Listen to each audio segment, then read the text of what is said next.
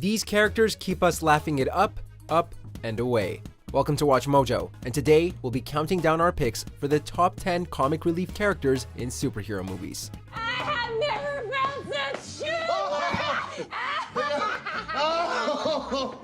So unbelievably uncool. For this list, we'll be examining the characters that are best able to provide some much-needed laughs in films with superheroes or based on comic book properties. We gotta finish our hip-hop Christmas album, bro. You're the hype man. Number 10. Lewis, Ant-Man franchise. Look, it's okay. They can handle this. Yeah, we can handle it. You got their credentials? He's in the system. I'm in the system. In the system. The system?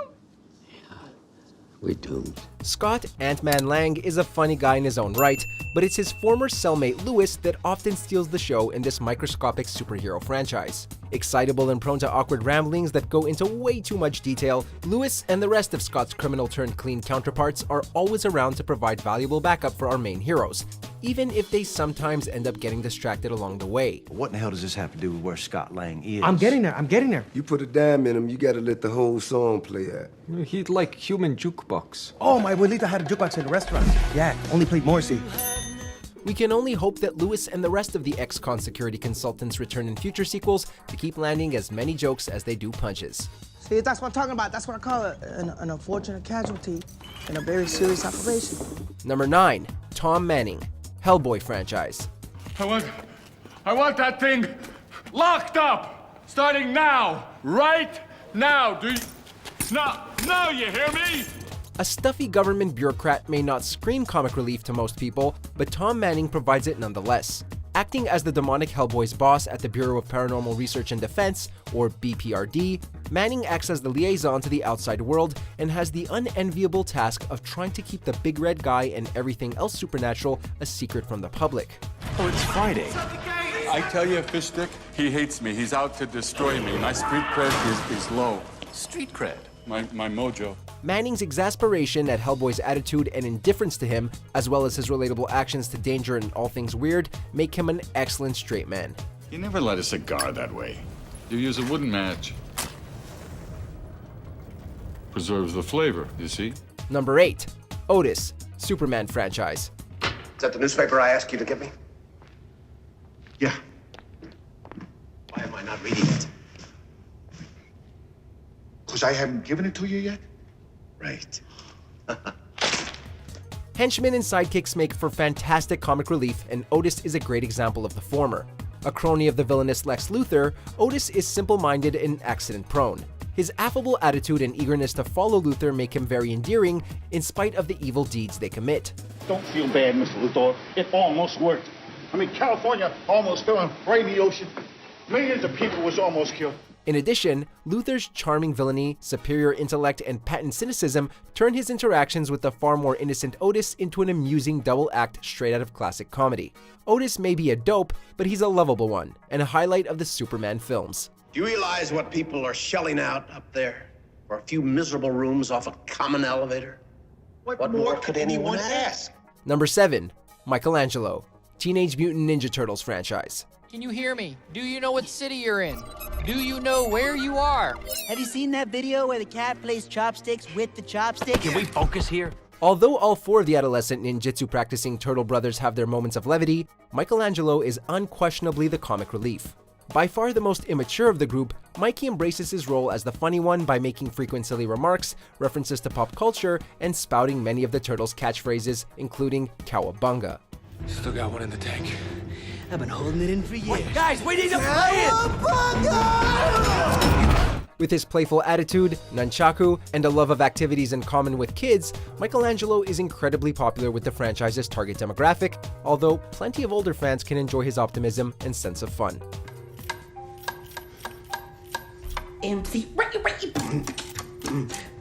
Number 6. Peter Maximoff, aka Quicksilver.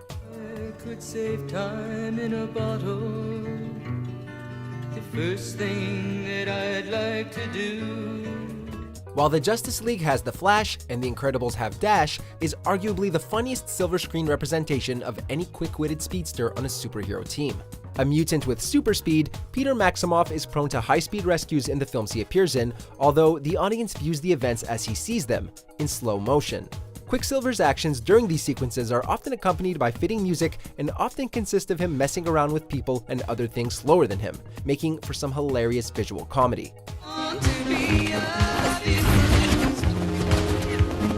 Despite his limited screen time, Quicksilver is an indisputable highlight of every film he appears in.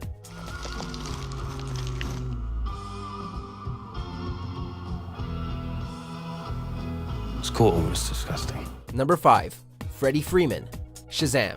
Oh, hey, what's up? I'm a superhero. Yeah, his name is, Captain Sparkle Fingers. No, it's not. No, it's not. That's not my name. As the first DC Universe film to go for a purely comedic tone, Shazam hits a home run by placing Billy Batson's compulsively comedic foster brother front and center as the titular hero's plucky sidekick. Freddie Freeman's ability to joke about uncomfortable subjects allows this film to do away with the self-seriousness that plagues the DCEU without sacrificing any of the story's heart. You look at me and you're like, why so dark? You're a disabled foster kid. You've got it all, right?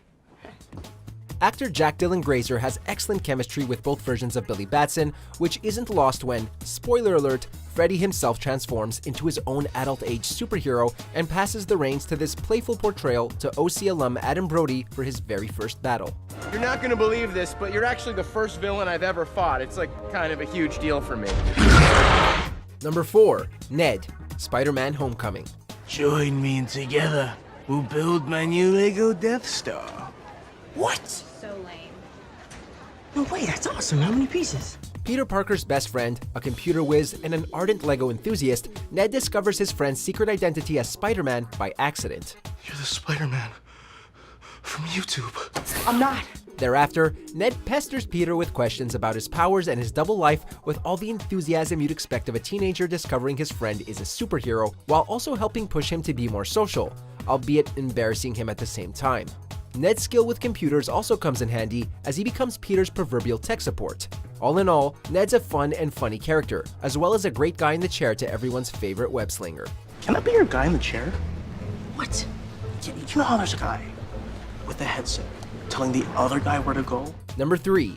Korg, Thor franchise. Allow me to introduce myself. My name is Korg. I'm kind of like the leader in here. I'm made of rocks, as you can see, but don't let that intimidate you. You don't need to be afraid unless you're made of scissors. Just a little rock, paper, scissors joke for you. The third solo installment in the Thor franchise gets about as far from the doom and gloom of the first two films as it possibly can without leaving the Nine Realms. This is in large part thanks to director Taika Waititi, who not only shines as the improvisationally inclined director, but also in the role of Korg, a Kronan gladiator forced to fight on the planet Sakaar after failing to print enough pamphlets for his revolution. As punishment, I was forced to be in here and become a gladiator. Bit of a promotional disaster, that one. But I'm actually organizing another revolution. The soft personality residing inside his hard exterior results in comedic gold that's first introduced in Thor Ragnarok and continues into appearances like his cameo in Avengers Endgame, making us eager to see this perishable rock monster pop up as often as possible. Me from Korg, right? Hey, boys! guys, long time no see. Beers on the bucket. Feel free to log into the Wi-Fi. No password, obviously. Number 2. Drax, Guardians of the Galaxy franchise. I have famously huge turds. We're about to die, and this is what we're discussing. This character is like Amelia Bedelia on steroids. Seriously. When Drax isn't flexing his swole physique, he's taking things a bit too literally, which makes for some amazingly funny moments. That's when you... Why would I put my finger on his throat? What? Oh, no, it's a symbol. This is a symbol. Combine this with his unfiltered honesty that often makes his fellow Guardians uncomfortable, and you have a recipe for one of the greatest comedic characters in the superhero game. Portrayed by Dave Bautista, Drax's physicality and delivery are grounded in a devout sincerity, which somehow helps make the jokes even funnier. Fans of the MCU see him as one of the funniest characters in the franchise. That is, when they're able to see him at all. I've mastered the ability of standing so incredibly still that I've become invisible to the eye. Watch. Before we get to our top pick, here are a few honorable mentions. See, I believe enemies are coming. Stop right there. I'm in. You are? Yeah, I need friends. The warnings come after the spell.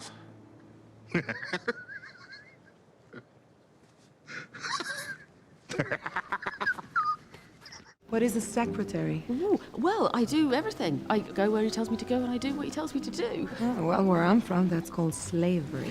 I really like her. Fantastic. Oh, Ladies, and for you? I do. Yes. All the answers you seek will be yours once I reclaim your name. Mia? What's Mia? Since you've taken the post, You don't have to thank we've me. had a rise in staff complaints of 300%. Thank you. It's not a compliment. It's not a it is a compliment. Before we continue, be sure to subscribe to our channel and ring the bell to get notified about our latest videos. You have the option to be notified for occasional videos or all of them.